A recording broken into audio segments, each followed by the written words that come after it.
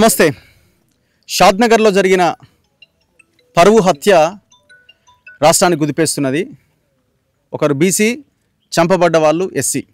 మనకు మనమే కొట్టుకొని చంపేసుకుంటున్న దారుణమైన పరిస్థితి.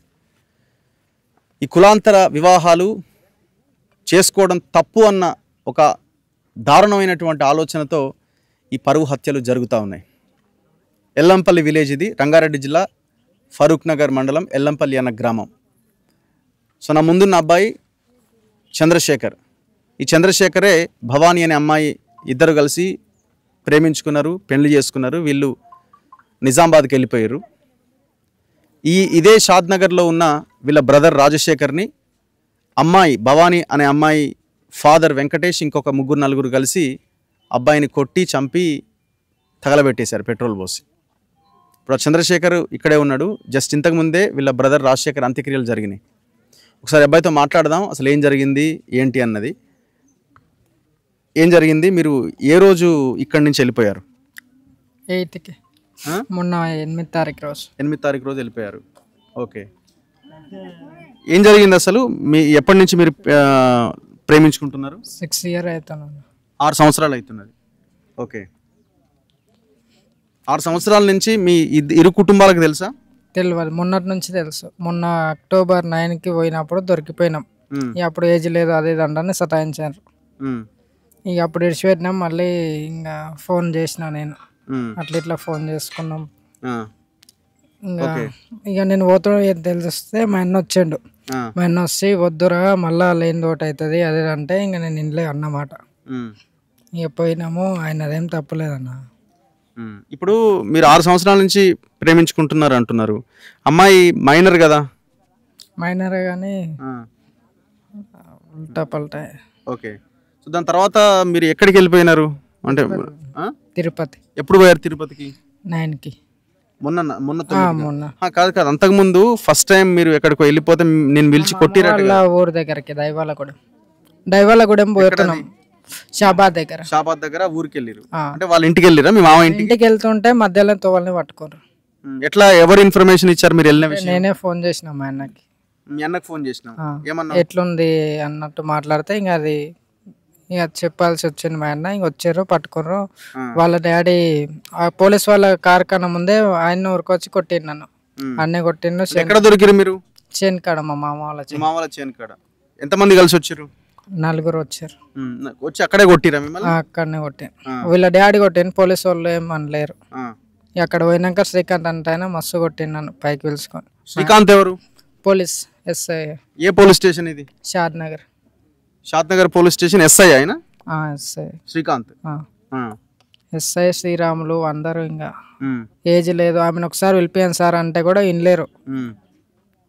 ఓకే, అంటే ఎక్కడ తీసుకెళ్ళి కొట్టిరు? స్టేషన్లోనేనా? స్టేషన్. దేంతో కొట్టిరు? చేతులతోటే కొట్టాను.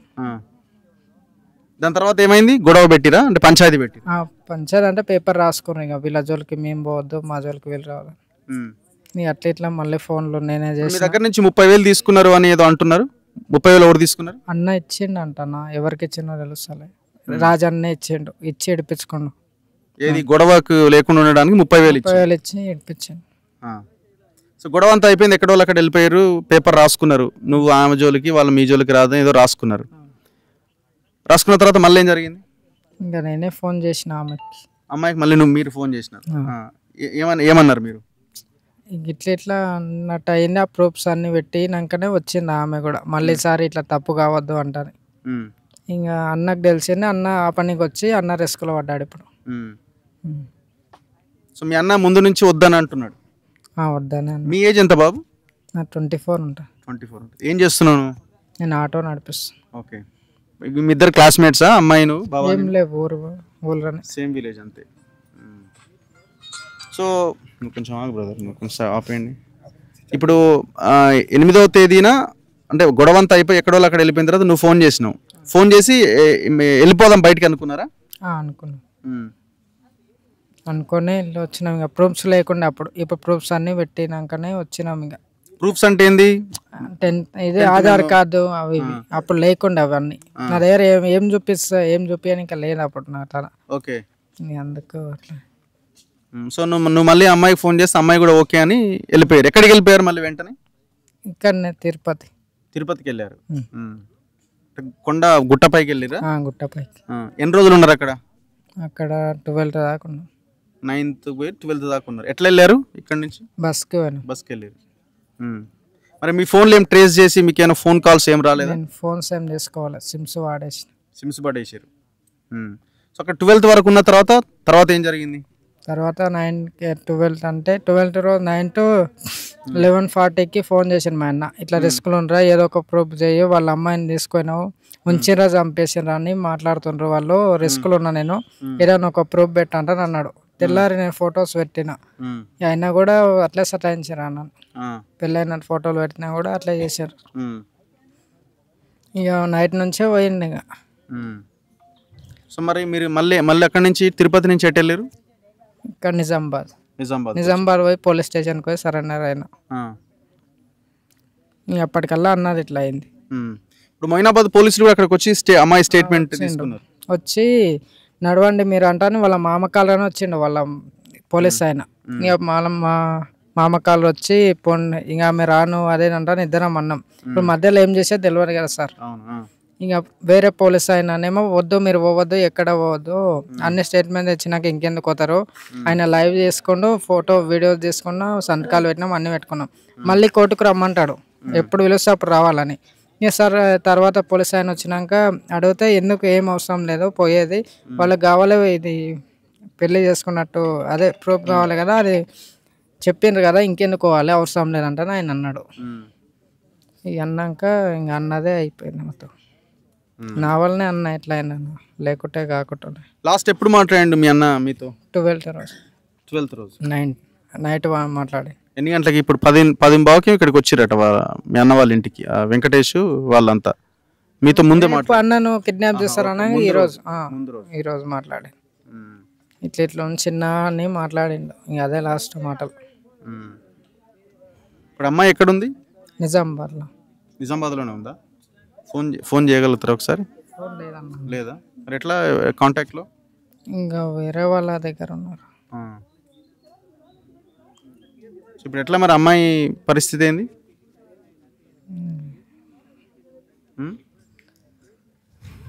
మీరు కలిసే ఉందామని నిర్ణయించుకున్నారా? ఉన్నాం అనుకున్నా కానీ అన్నిట్లా ఏం అర్థమవుతలేదు. ఓకే, ఇప్పుడు నిజామాబాద్లో మీ రిలేటివ్స్ ఇంట్లో ఉందా అమ్మాయి? ఓకే, ఇప్పుడు ఈ చంపిన వాళ్ళ దాంట్లో ఎవరెవరు ఉన్నారు? వెంకటేష్ ఒక్కడేనా? వాళ్ళ ఫాదర్ ఒక్కడే?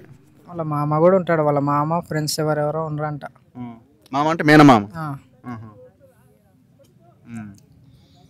ఇక ఆమెను మళ్ళీ తోలిచ్చినా వాడు ఉంచాడు, చంపేస్తాడు వాడు. అంతేనా? అదే భయపడుతుంది. ఏం అర్థం. సో మీరేం అడుగుతున్నారు? మీ బ్రదర్ని చంపేసిర్రు, నీకేం కావాలని అడుగుతున్నాను? వాడిని కూడా అట్లే కావాలి, అదే గట్టి కావాలి అంతే. నాకు పెళ్ళి అయినా కాకపోయినా మా అన్నలాగానే కావాలి ఆయనకి కూడా. ఓకే, ఇప్పుడు మీరు ఉండేది ఎక్కడ? నువ్వు ఎక్కడ ఉంటున్నావు? ఇక్కడనే ఉంటా. ఏం పని చేస్తున్నాను? ఆటో నడిపిస్తా. కొన్ని రోజులు మా అక్క వాళ్ళ ఇంటికాడ ఉన్నింటే అక్కడికి వెళ్ళి అట్లా.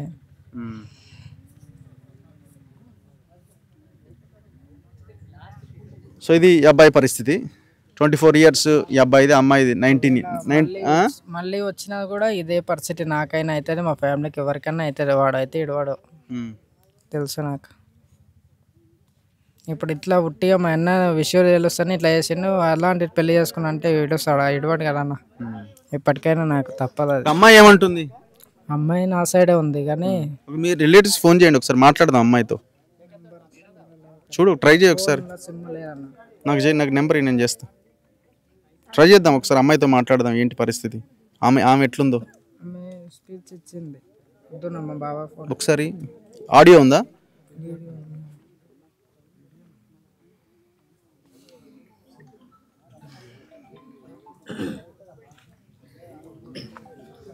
వాళ్ళ డాడీ నుంచి ప్రాబ్లం ఉందని గట్టి. నా పేరు భవాని, నేను చంద్రశేఖర్ని నా ఇష్టపూర్వకంగానే పెళ్లి చేసుకున్నాను. నా పేరు భవాని, నేను చంద్రశేఖర్ని నా ఇష్టపూర్వకంగానే పెళ్లి చేసుకున్నా. కానీ దీనికి మా ఫ్యామిలీస్ ఏమి ఒప్పుకోలేదు. అందువల్ల నాకు ఇంకా నా భర్తకు మా ఇంటి వాళ్ళ నుంచి నాకు ప్రాణహాని ఉంది. నా పేరు భవాని. నేను చంద్రశేఖర్ని నా ఇష్టపూర్వకంగానే పెళ్లి చేసుకున్నా. కానీ దీనికి మా ఫ్యామిలీస్ ఒప్పుకోలేవు. అందువల్ల నాకు ఇంకా నా భర్తకు మా ఇంటి వాళ్ళ నుంచి నాకు ప్రాణహాని ఉంది. ఇంతేనా ఏమో మాట్లాడింది?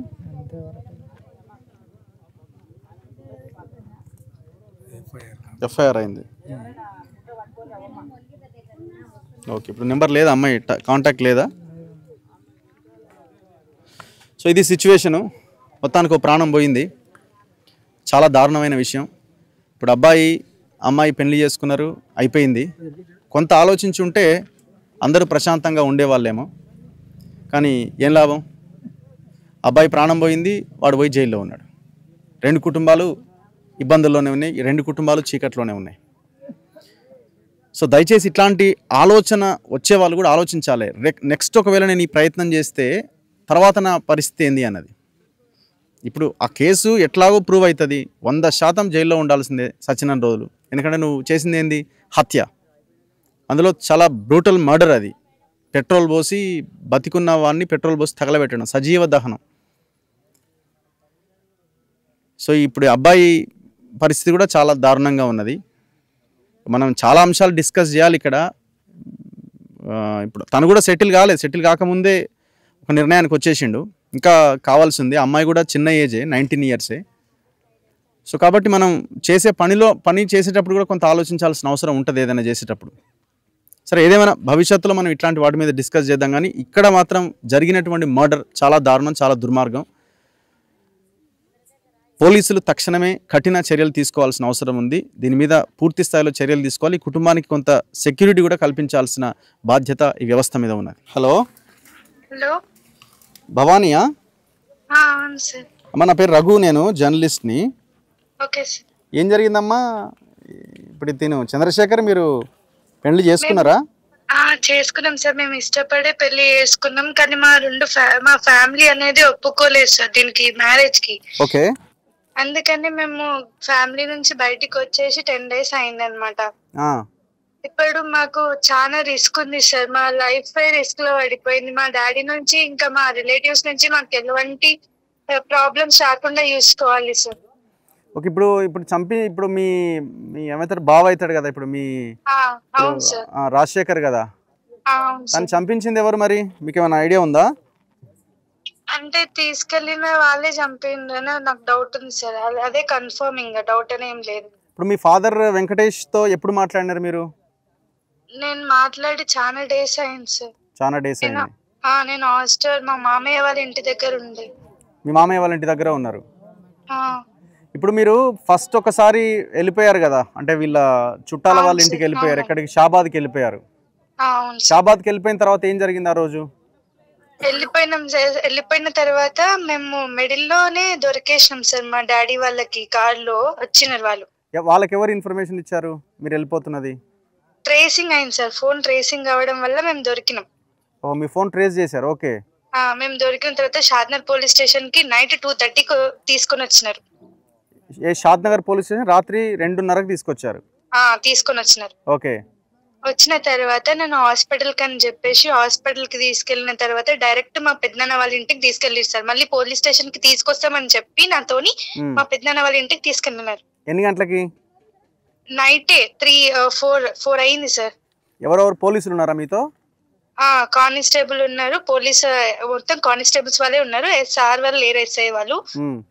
ఓన్లీ కానిస్టేబుల్ వాళ్ళే మేనేజ్ చేసిరు ఇదంతా. ఇప్పుడు మీ పెద్దనాన్న ఎవరు? శ్రీరాములు. ఆయన ఏం చేస్తారు? Head constable sir, Shadnagar police station. Shadnagar police station. ఆయన ఇంటికి తీసుకెళ్లారు. ఆయన ఇంటికి తీసుకెళ్లి ఏం చేశారు? ఆయన ఇంటికి తీసుకెళ్లిన తర్వాత, రేపు అమ్మ నీకు ఏం ప్రాబ్లం లేదు, రేపు మళ్ళీ నేను అక్కడ పోలీస్ స్టేషన్ కి తీసుకెళ్లి మీకు ఇష్టం ఉంటే పెళ్లి చేసేస్తాం అని చెప్పింది సార్ నాతోని.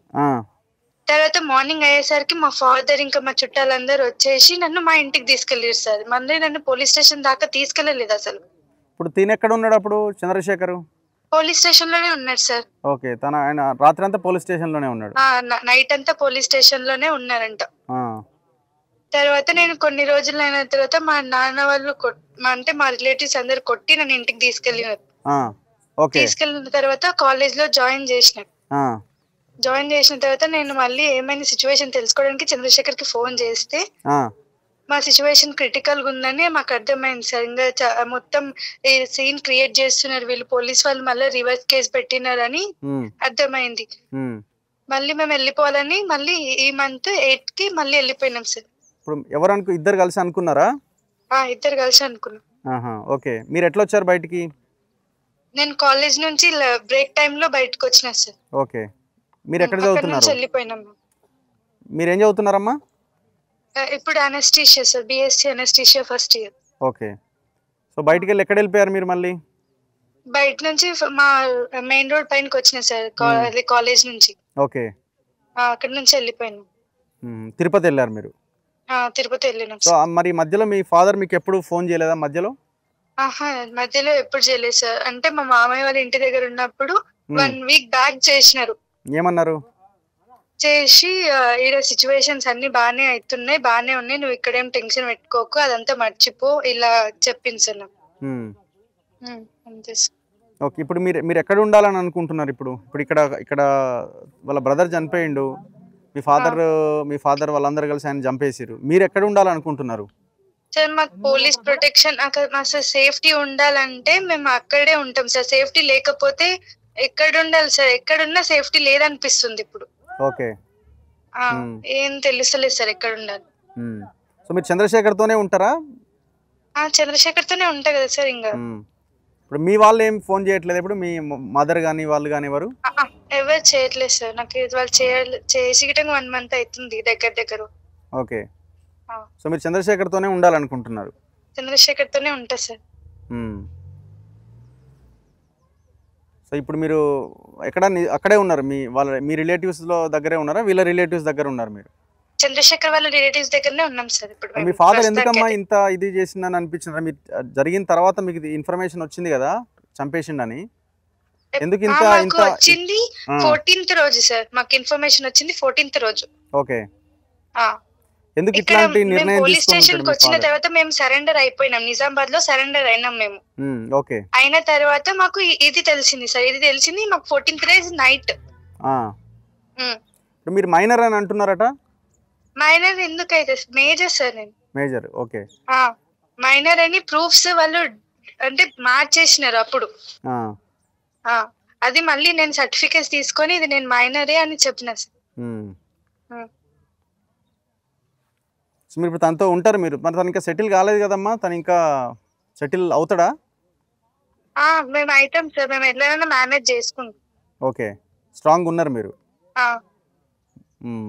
కానీ మీ ఫాదర్ జైల్లో ఉన్నాడు ఇప్పుడు. తెలుసు సార్. మీరేం కావాలని కోరుకుంటున్నారు? మీరేం అడుగుతున్నారు? ఒకవేళ మా ఫాదరే చంపి ఉంటే ఏదైతే అదైతే సార్. అంటే ఏం శిక్ష కావాలని మీరు కోరుకుంటున్నారు? మీ ఫాదర్ తప్పు చేసిన ఒకవేళ తప్పు చేస్తే తగిన శిక్షనే వేయండి సార్. ఓకే. మా ఫాదరే కాదు సార్, మా ఫాదర్ అంటే ఎంత మంది అయితే వెళ్ళినారో అంత మందికి పడాలి. మా ఫాదరే అని అయితే చెప్పట్లేదు సార్, అందరికి పడాలి. ఎంత మంది అయితే ఆ గ్యాంగ్ మొత్తం వెళ్ళిందో అందరికి. ఓకే. మీరు ఒప్పించలేకపోయినారా అమ్మా మీ ఫాదర్ తో? మీరు కూర్చొని ఇట్లా కాదు డాడీ అట్లా అని మీరు ఏమైనా చెప్పే ప్రయత్నం చేసాం సార్. ఫస్ట్ వెళ్ళినప్పుడు చేసిన తర్వాత అదంతా కాదు అని చెప్పేసి, అదంతా కుదరదని మమ్మల్ని ఇట్లా చేసి సార్ ఫస్ట్ వెళ్ళిన తర్వాత.